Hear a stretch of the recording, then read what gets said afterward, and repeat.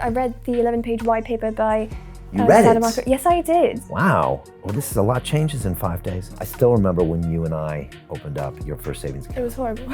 Horrible? Yes. All right, what do you remember of that day? It was just unnecessarily over the top and complicated. It's as if they were doing everything they can to make me uninterested in the process. At the end of the day, I did probably what they wanted me to do. I stuck my money in there 10 years ago and I haven't looked at it since. And they tell you, you don't have to know what it means, just leave it to us, but what happens with the banks aren't there. When I want to teach you something else, what do? We go out in the world and we do it. Yeah. So if you're going to ride a horse, we put you on a horse. There's such a stigma when it comes to learning about finance in the world. There's a lot of shame around money. You're not meant to talk about it, discuss it, but that also prevents us from learning from it.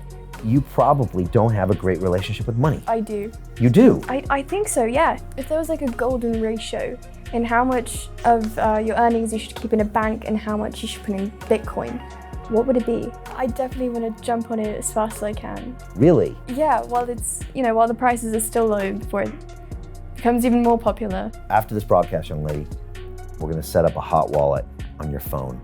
Deal? Deal. And I'm going to send you some ETH. Make money work for you, young lady, all right? That doesn't mean you can't work for a consultancy firm or a technology company or a bank after you graduate. That can be good, you can learn a lot, but it means always be thinking, how can I own something? Fair enough? Mm-hmm.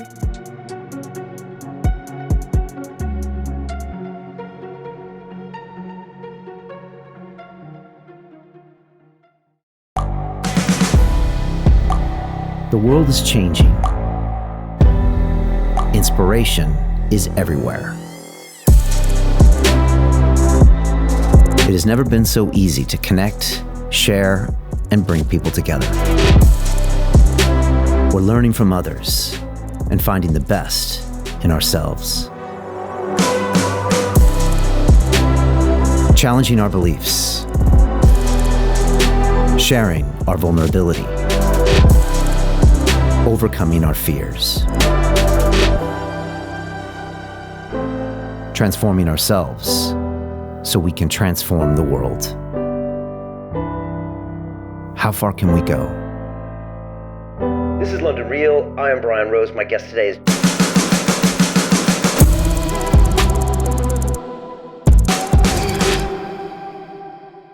This is London Real. I am Brian Rose. My guest today is Gabriela Rose, my 17-year-old daughter who enjoys politics, literature, and Japanese anime. Today, we're going to talk about cryptocurrencies and decentralized finance, or DeFi, from two very different perspectives. One of those is a 50-year-old man, that's me, born in California, who spent 15 years in the banking industry and currently teaches students from around the world how to use crypto and invest in DeFi. And the other is this young lady, 17-year-old, born in London, who is off to university soon, who has never owned crypto in her life, at least not yet. We're going to change that right after the broadcast. With recent articles in mainstream media proclaiming, quote, crypto is the future of finance, why Gen Z is ditching traditional investments, I wanted to have a real conversation with my daughter about money, investment, cryptocurrency, blockchain, DeFi in the future. We also welcome your live questions. Gabby, welcome to London Real. Thank you very much. It's great to finally be here. It's great to have you here. This is the first father-daughter crypto chat. How are you feeling about this whole thing? What do you think? I'm really happy to be here. I think my brothers have been monopolizing your social media for way too long. So, yeah. Yeah, your brothers are 4 and 5 years old, and they hog the social media, right? With their pirate-like behavior. Especially on Instagram, so. All right, well, it's good to have you in the mix. And I'm glad you're here, and I'm super excited to have this conversation. This is unlike any other. I think you are a more popular guest than our last 5 guests. Oh, gosh. Well, because this is a real conversation we're having between generations about things like finance and money. This is the same conversation people are going to have with their mothers and their fathers and their sons and their daughters or their nieces or their nephews or maybe their coworkers and community members. So I'm really glad we're doing this. I want to give everybody a little bit of background. Last Sunday, we were at home eating sushi, right? Having lunch. And by the way, we're home alone, right? The two of us, so everything's a mess because mom is with the boys in Bulgaria on the beach, right? So the two of us are hanging out, and I think you said while we're eating sushi, what's Bitcoin and what's this DeFi thing you've been doing, right? And then for 2 hours, we ended up talking about, you name it, blockchains and inflation and all this other stuff. And it was fun, right? It was. It was. And you had some really good questions. And I just thought to myself, we should try to continue this conversation live so other people can kind of see what's going on in your head. I'm thinking that this is a good idea. It's out of my comfort zone, but there's definitely some transgenerational insight that I'd be happy to help share with the world. Okay, good. I'm looking forward to it. And again, I think this is the same conversation people will have with their parents and other people will have with sons and daughters. And again, we're very different. Obviously age difference, but also experience with crypto difference. So I think this is important. Funny enough, I was talking to your grandmother, my mom, 76 years old in San Diego, who knows a little bit about assets. She's got 50 properties in San Diego. She spends her time running those. It pays for her lifestyle. She likes to travel around the world. And Betty Rose, who was in the movie Reconnect, by the way, much to her chagrin, she was literally writing down how to spell Ethereum and Bitcoin, and she was looking to invest. So this is total transgenerational, 3 generations now talking about crypto and DeFi, and that's why I'm so excited about this space. So before we get started, though, everyone's dying to know, what university are you going to, Gabby? I have absolutely no idea. I have written up a short list of 15 options, which I will hand to you by the end of next week. It's already complete. Any names you want to just throw out? I don't want to overpromise anything. Really? No. Okay, any place, geolocation? What is it that you always say? It's about the journey, Brian. It's about the experience. It's not always about the end result or what big name I'm going to graduate from. I'm not about the big game, and I'm already proud of you, young lady, no matter what you do. And I just want to make sure you have an incredible experience, for the next 4 years after high school. Any general regions or continents that these places are located that you could just give us a hint? I don't think that's very wise of me. A name or two? America? Okay, you might be going to America. Yeah, I will definitely be going to America. Okay, all right, look out, America. Gabby Rose is coming.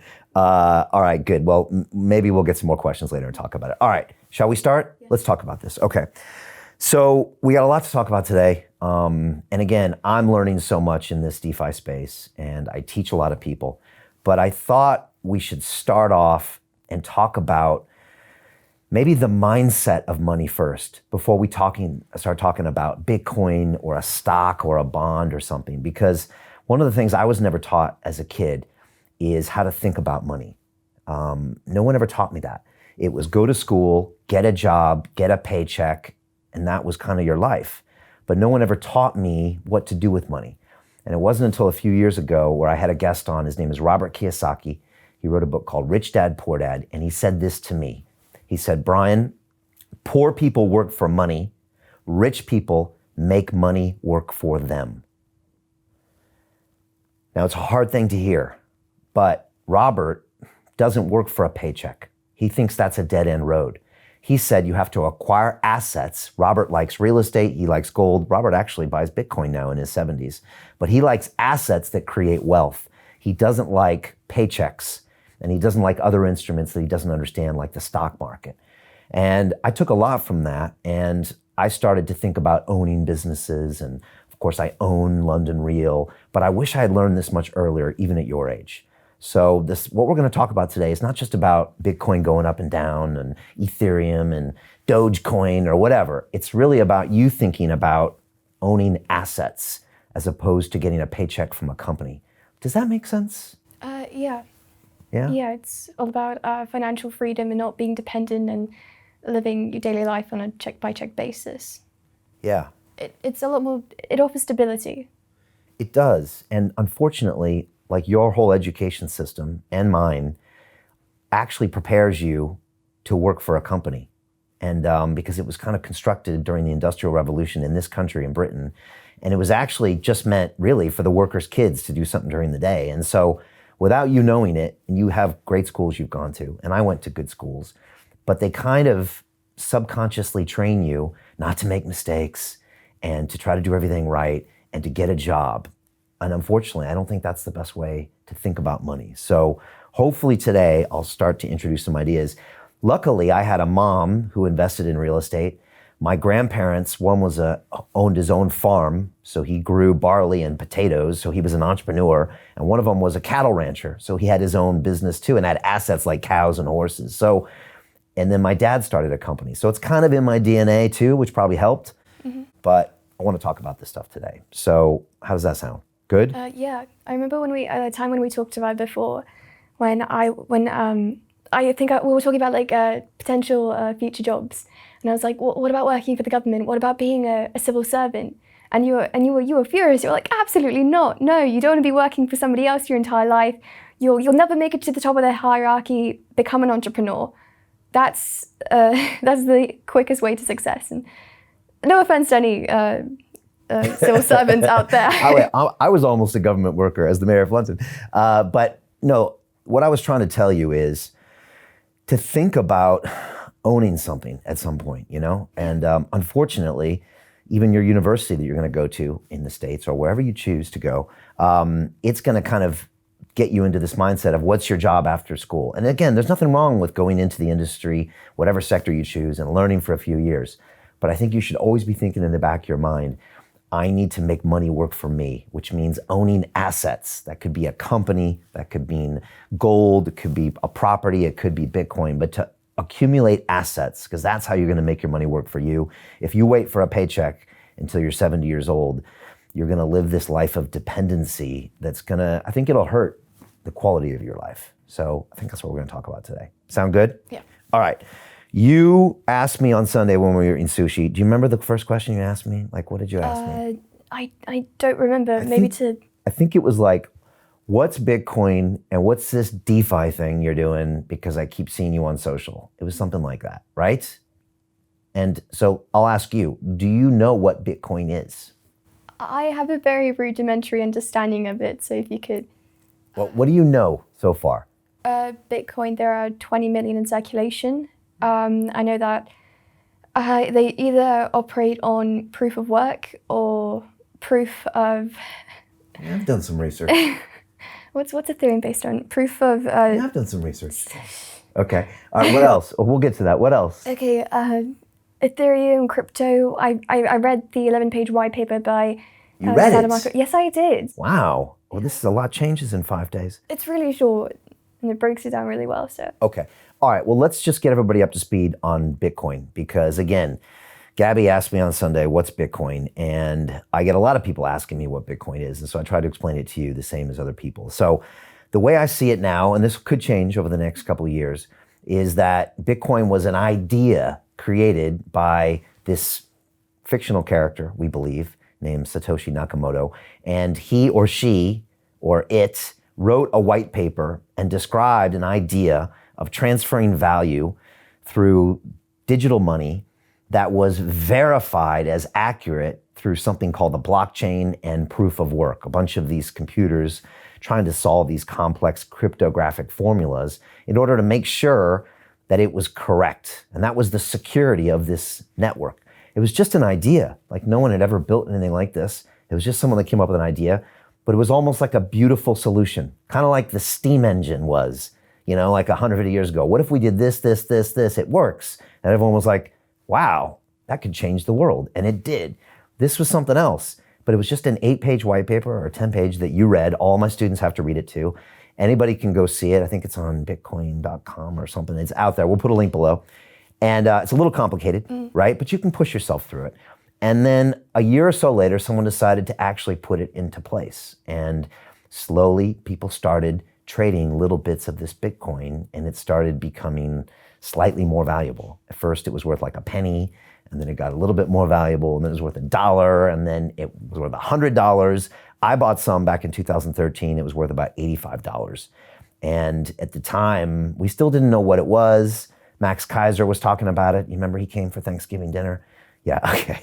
Yeah, he wore the red pants and the yellow shirt. Yeah. And they traded a Bitcoin at our Thanksgiving dinner table for $1,000. I think it was 2015, I think. So, and again, more people started using it. They saw the beauty of it. And these days, people look at it as digital property. And I think that's what we were talking about on Sunday. right? I had a guest on named Michael Saylor. He's the CEO of this company, MicroStrategy. It's a public company. It's got like $4 billion worth of Bitcoin. And he said, Brian, it's like digital property, which is a weird concept, right? Yeah. Does that even make sense to you? It kind of suggests that that it will last a long time. That it's what? That it's almost permanent. Not quite, but it will definitely outlast governments and different currencies that we might adopt.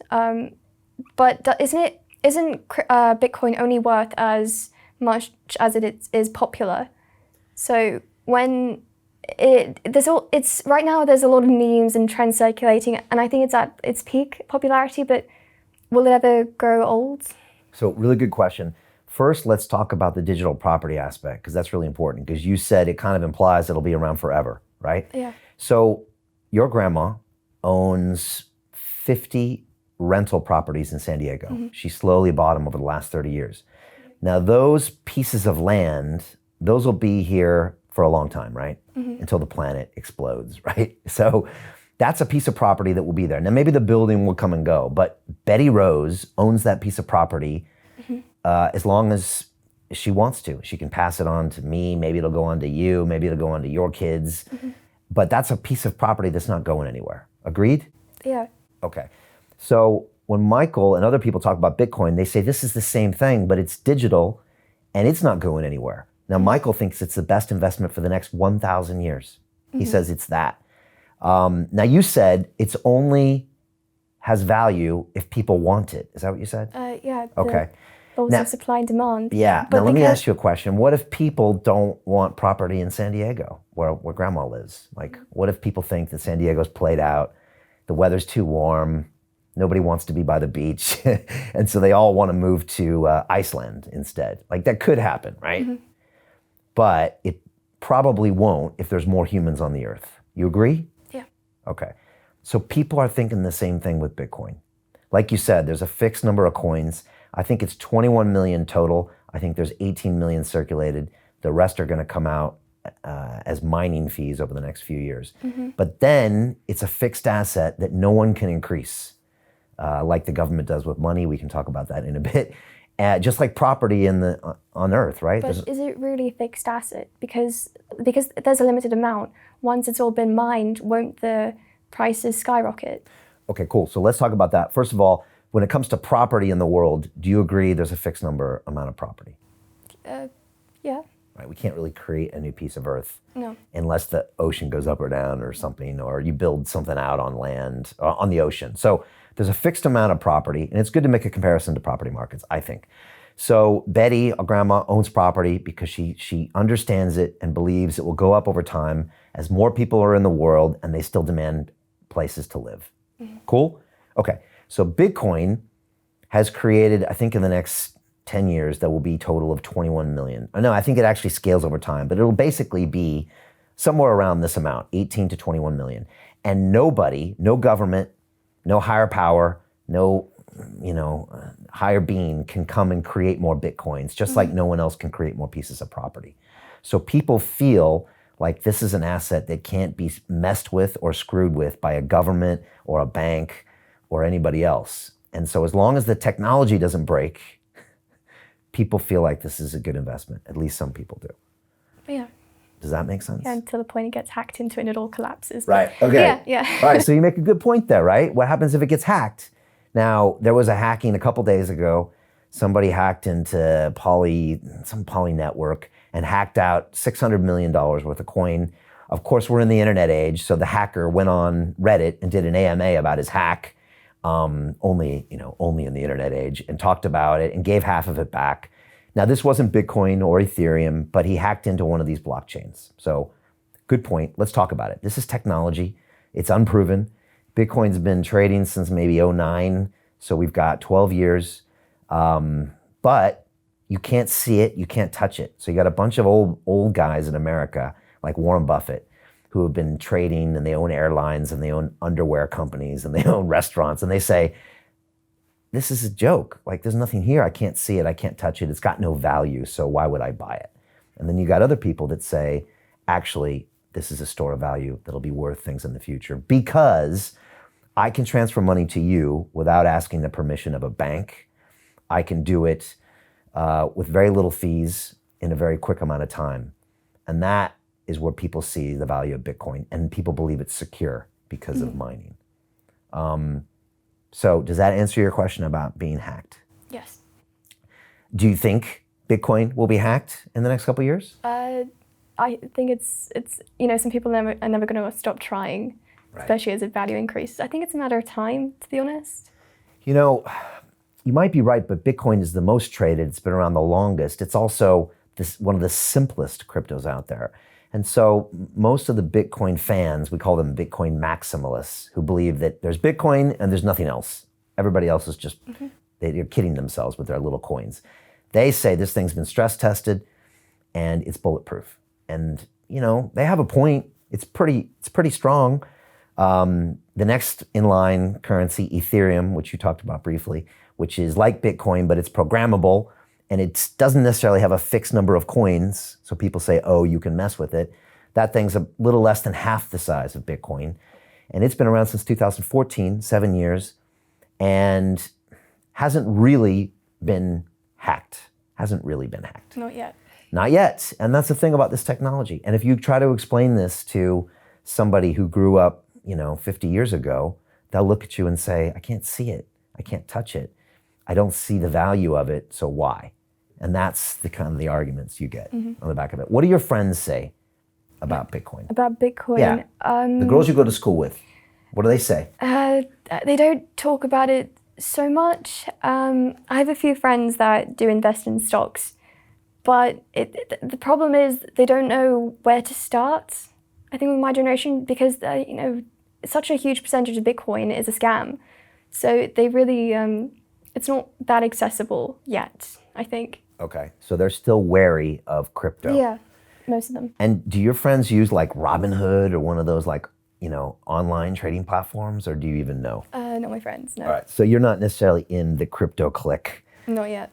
So I was reading some surveys recently, by the way, and a couple of numbers just to throw out here. First of all, 1 in 4 students in the world own crypto. Okay, so that's an interesting stat. The other one, which I thought was interesting, and this was published by Interactive Investor, showed 45% of new investors age 18 to 29, so almost you, made their maiden investments, means the first investment ever in their life, in crypto last month. So that's interesting. It was double the amount that invested in like a fund. So it's like the younger generation seems to be more comfortable in buying crypto and crypto assets, whereas the previous generation would have bought stocks. Yeah. Well, it makes sense. They were raised with a lot more technology around them, so. Yeah. What else were we talking about on Sunday? We were talking about governments printing money. We were also talking about DeFi, right? What do you know of DeFi? Decentralized finance. Wow. Absolutely nothing. Okay, nothing else, right? Okay. All right, so should we talk about what DeFi is? Please. Okay, because this is a new term for a lot of people. It's a really interesting term. And you're right, it stands for decentralized finance. But what the hell does that mean, right? Decentralized finance as opposed to centralized finance. Most of us know centralized finance as our banks, our local bank. I remember when my mom took me to the bank when I was a kid, it was this beautiful building with marble floors and really well-dressed people. Everything was shiny, and I went and gave them like my $14 and they opened up a savings account, right? Right then, I should have wondered what's going on, right? Who's paying for all this, right? Little did I know I was paying for all this. But, no other businesses were that nice on the outside, but the bank was. And the bank held your money, and the bank gave you advice on what to do with your money. And the bank would transfer your money, and it would take a few days. And the bank sometimes would tell you, you can't have your money. And the bank sometimes would tell you, you can't do that with your money. But it was these big institutions, and we trusted them with our money, right? I still remember when you and I opened up your first savings account. It was horrible. Horrible? Yes. All right, what do you remember of that day? It was just unnecessarily over the top and complicated. It's as if they were doing everything they can to make me uninterested in the process. And you know what? At the end of the day, I did probably what they wanted me to do. I stuck my money in there 10 years ago, and I haven't looked at it since. I feel more of a connection when I'm buying pork cutlets from the butchers. It was that exciting opening up a new bank account. It's just you're not expected to know what you're signing. and they have a very like parental role. And they tell you, you don't have to know what it means, just leave it to us, but what happens with the banks aren't there. With COVID, we're all waiting for, the big drop. We're all waiting for a recession, and it hasn't come yet. And a lot of people still have their money in banks, so it is definitely something to be wary of. Wow, those are really good observations. Okay, I want to talk what you said about recession and COVID shortly, because that's interesting. It is. And it's interesting that you're thinking about that and talking about that, when you got all sorts of other things on your mind too. So that's interesting. I want to come back to that. So I got to take some of the blame when it comes to you and your first bank account and your introduction to the centralized finance system. So I'm just going to say it. The guy that's fighting for financial freedom, the guy that's trying to, break down the banking industry. Yeah, you're only 60 pounds, by the way. Yeah. So when Gabby, you were like, I think you were probably like 9, maybe, or 10. I was like, look, you've got some money, because I think you were doing chores or you were doing something. So you had like 25, no, I think you had like 60 pounds, maybe it was a little bit more. And I said, you need to put this in a bank. It's a savings account. We're going to go. So we walked down the street, Belsize Park. We went into a NatWest branch, right? And I have an account with them as well. And, I have good and bad things to say about NatWest. We walked in there, and like you said, it was a really uncomfortable experience. You had to have your passport, right? You had to fill something out, and you gave them your money. There was no way I could access it. And there was no way you could access it. No. Right. You know what they did? They sent me every month a printed piece of paper with a number of your balance, and you never saw it, and you never had a relationship with your money. So that meant that it meant nothing to you, and you were taught from that day that the bank holds your money and that you don't get to use your money. So you're being subcommunicated, thanks to your dad. Indoctrinated. Right, you are being indoctrinated. Oh my. Yeah, into this institutional relationship with your money. So first of all, your money's still there. You never got to touch it. You never got to understand how to lend it, to borrow it, to invest it. You could never transfer it to friends. Whereas, right after this episode, we're going to create your hot wallet on your phone, and I'm going to send you a little bit of crypto. Thank you. And from there, imagine if you were 9 or 10 years old, you could literally see your money. You might even be able, even at 9 or 10, to lend it out for interest overnight. You could send it to your friends. You could receive it. You might even be able to, invest it in something. That's what DeFi offers. It offers not just the bank is no longer involved. The bank doesn't make the decision. It's also a hands-on approach to learn. There's risk involved. There's,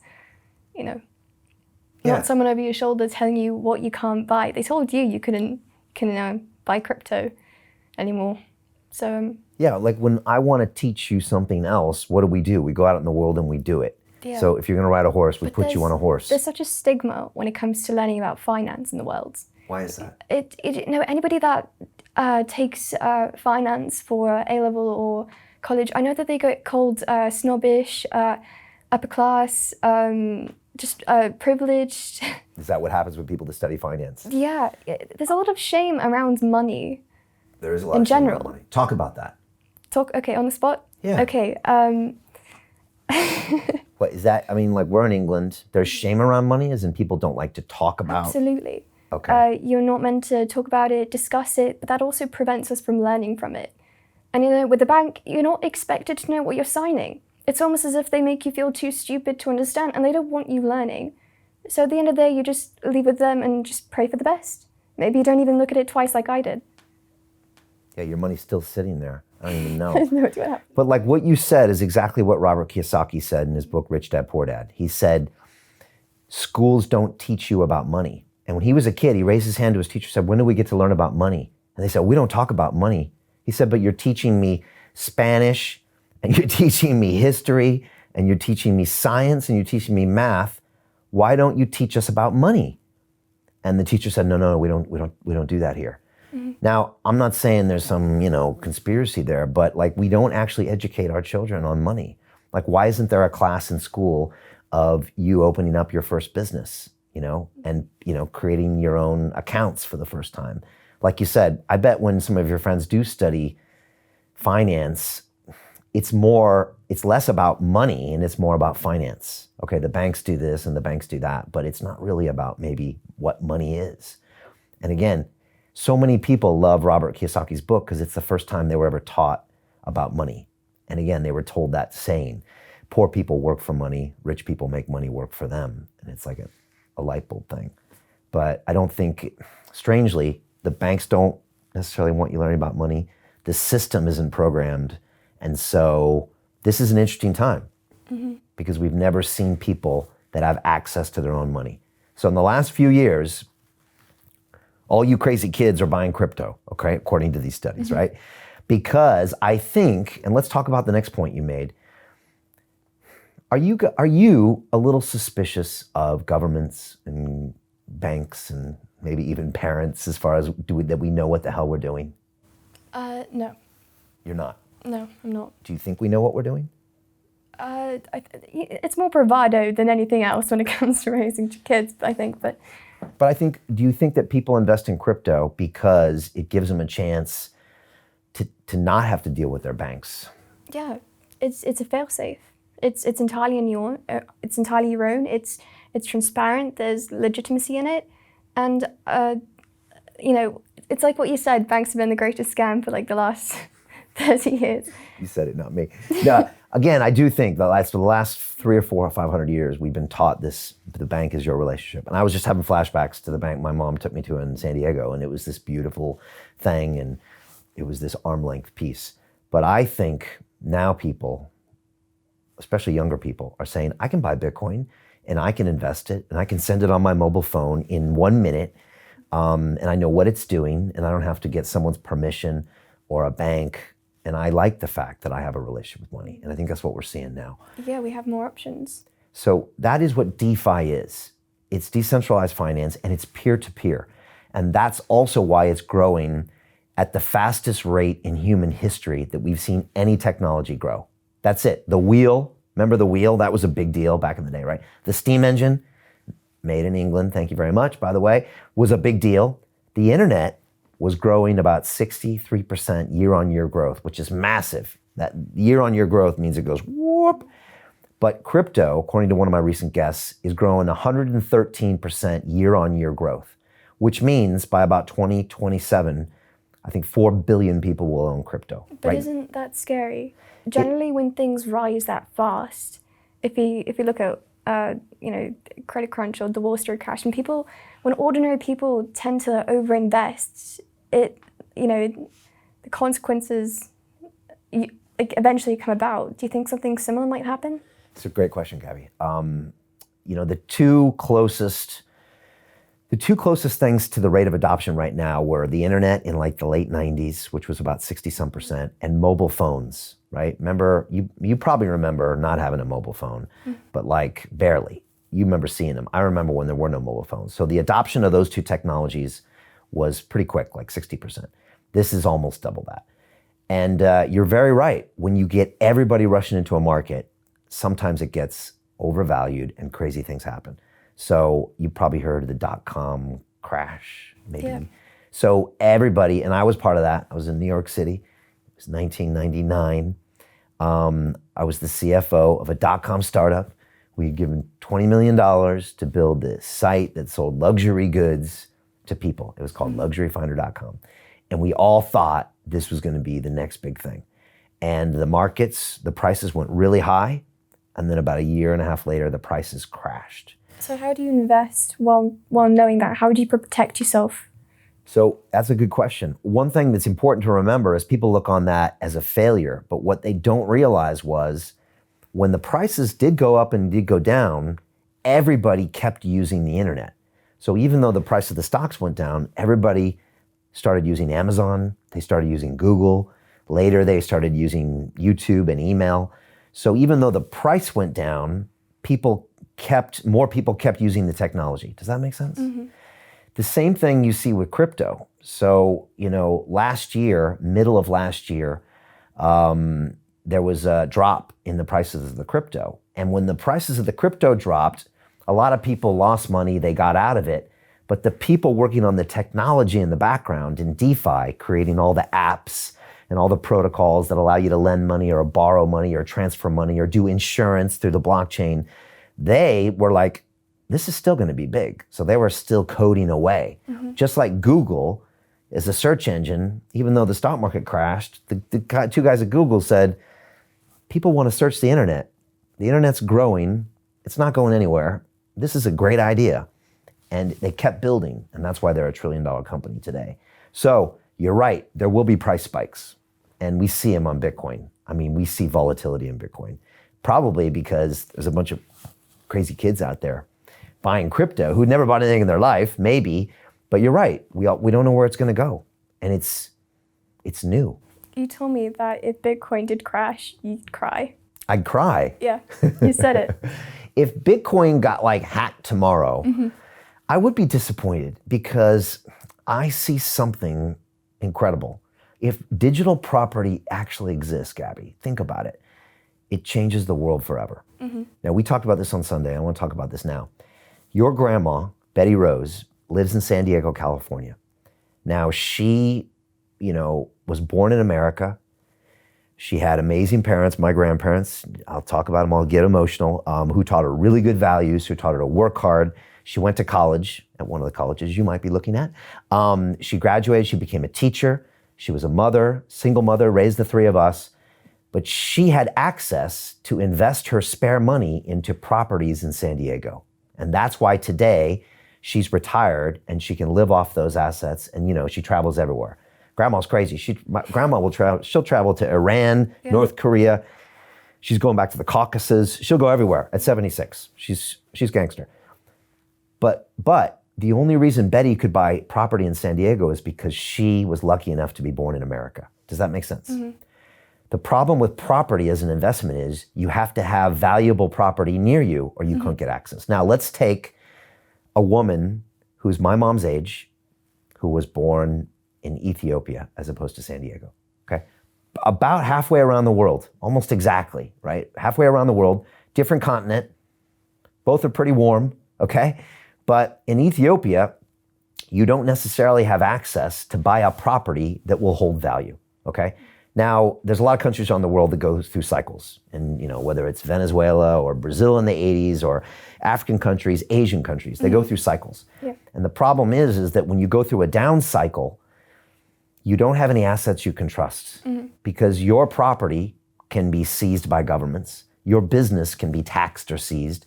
Your currency, and you brought this up on Sunday with Germany and the Weimar Republic or something, right? You can tell me. Sometimes the currency itself becomes so worthless that, like what? What were they doing with it? That they inflate a hyperinflation and they had to change the currency. And people had so many bills, it literally is a wheelbarrow. Right now in Venezuela, they're making purses with the currency because it's worth more as a construction tool, as a piece of paper, than it is as a value. So this woman in Ethiopia that's my mom's age never had an option to invest her savings in an asset that would be stable. So say, Betty Rose, Ethiopian Betty Rose, worked hard just like my mom. She was raised by good parents. Maybe she was a teacher as well. And she had some extra income and she invested it in the currency, the local currency. Maybe she started a business. Maybe she bought a property. But over the course of successive governments and hyperinflation, today she has no assets. So when bad times happen, she maybe has no food, maybe she's got no shelter, she's got nothing to give to her kids. Why? Because of where she grew up. Well, Bitcoin changes all of that. It's in the name, decentralized. It's available to anyone as long as they have a phone. And exactly. Very well said. And right now, 3.5 billion people have a mobile phone. I bet this woman in Ethiopia has an Android phone that she uses, or she shares it with people. A lot of these places have them and they share them. So she right now could put the savings in Bitcoin. Now, Bitcoin's not going to be taken away by a government. At this point, it's not going to be inflated. So she can save something for a rainy day. She can put something away. And now she has an option to invest in digital property, whereas before her, and there's 2 billion other people in the world that don't even have access to that. So what happens? They live lives of difficulty and trials. It probably affects their children. Maybe it means they can't have children. Maybe it means more tragedy, more death, more problems because they don't have that store of value. Does that click? Every time I talk to you about this, it makes even more sense to me. You had a great analogy for diabetes that I really liked. Oh yeah, okay. So the diabetes analogy is this, and again, Michael Saylor taught me this, and he's the first CEO of a public company to, have the conviction to say, I'm going to invest the extra spare cash we have in Bitcoin. Okay, this is before Elon Musk did it. Okay, he basically got Elon Musk to do it on a tweet. So Michael was last year, and I want to get back to what you said about the recession, potential recession and the pandemic. Michael watched the pandemic, and he's expecting a big market crash, and instead, the US Federal Reserve printed a bunch of money and bought all the stocks and pushed them back up to the levels they should have been. And we'll talk about economical printing. easing. Yeah, exactly, quantitative easing. That one. So it's a nice way of saying we're going to print money, create more assets, unlike Bitcoin, which is fixed. They printed more money in 6 months than I think they had in the previous 20 years. Now, check me on that. I'll come back on that stat.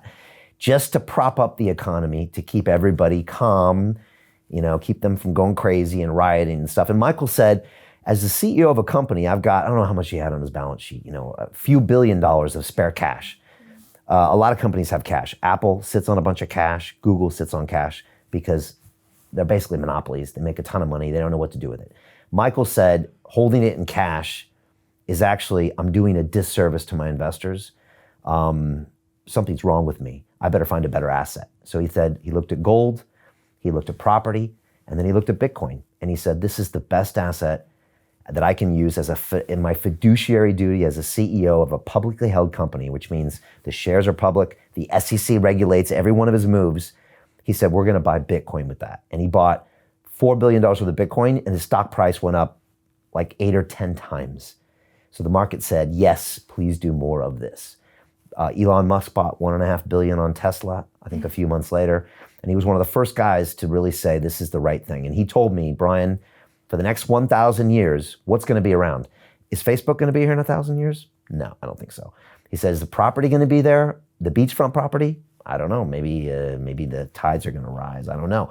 But he said, Bitcoin, I think, will be here. So he used the analogy of a diabetic. And I think he's talking more about maybe Betty Rose and, again, this woman in Ethiopia and Africa. He said, a diabetic can't produce, I think, fat cells, right? So if a diabetic eats food like sugar, they can't actually convert it into fat cells. Mm-hmm. So they can have all of the food they want, but they can't store it because a fat cell is your storage for a rainy day, right? Mm-hmm. A fat cell keeps you alive in the difficult times. He said he looks at Bitcoin the same way. And he said that woman who's in Ethiopia right now, she might be creating income, but if you can't store it in a place that's reliable, you're basically like a diabetic. And a diabetic literally will starve to death even while eating because they have no store of value, because they can't convert that into a fat cell. So he says basically, yeah, the Bitcoin allows anybody in the world to not be a diabetic, right? To create that. Having that fail safe when governments collapse or get greedy or inflate the price to the point where one day you might look at your savings and realize they're worth nothing anymore. It's a real option. Mm-hmm. And the fact that it's, borderless and anonymous and permissionless, that's the other thing. I don't think we even talked about this on Sunday. When you go to the bank, we had to do it with you because you had to show a passport. To continue watching the rest of the episode for free, visit our website londonreal.tv or click the link in the description below.